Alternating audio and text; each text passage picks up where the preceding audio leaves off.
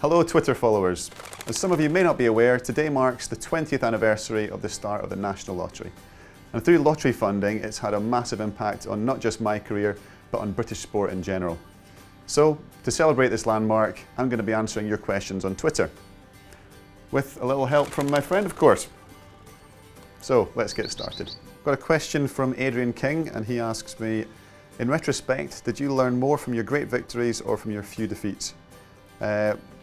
I'd probably say from my defeats. I think when you lose a race or you lose a championship, you're more critical and you analyse how you prepared for that event. And I certainly, before the Athens Olympics in 2004 and for London, I really had to go back to basics and analyse what I was doing wrong or what I wasn't doing that was resulting in success. So yeah, the defeats at the time are pretty hard to take, but in the long term, they can be really useful. Next question's from Neil Stewart. Would you want your son to follow you into track cycling? And many congrats on the wee laddie. I've just had a wee baby boy become a dad for the first time.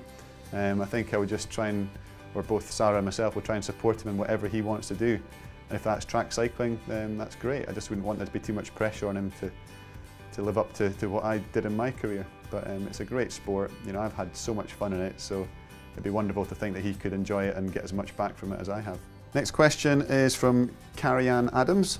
And Carrie-Anne says, where do you keep your medals? Do you know what, I don't actually keep my Olympic medals at home, purely because if I got burgled or the house had a fire or whatever, it's the one thing you can't replace. So I keep my medals at the bank. They're in a secure lockup and I only take them out for very special occasions. Next question is from David Crisp, and he asks, will we ever see you compete on the road at the Tour of Britain? Well, sadly I've retired now, so my competitive days are definitely over.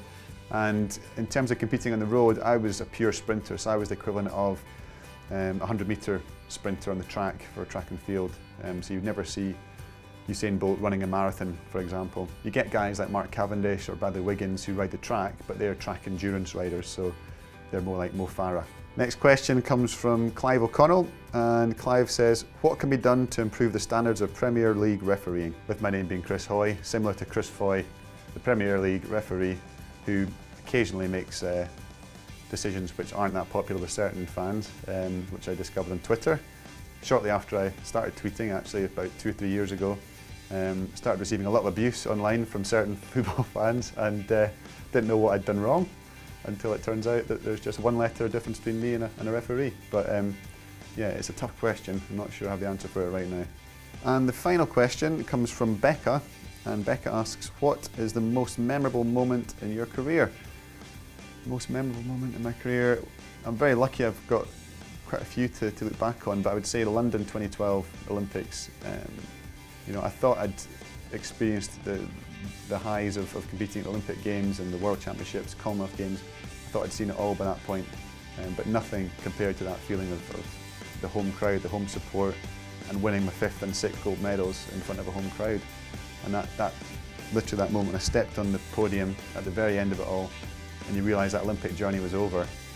But just picking out the faces in the crowd, and you know, my teammates, coaches, support staff, family, friends, and you just saw their faces around, and it was just the realisation this was the end of my Olympic journey, which was bittersweet, I suppose. But yeah, definitely a memorable moment.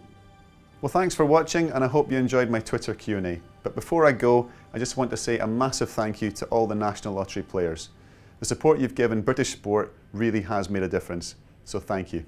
And don't forget to subscribe below to follow more athlete videos as we head towards Rio 2016.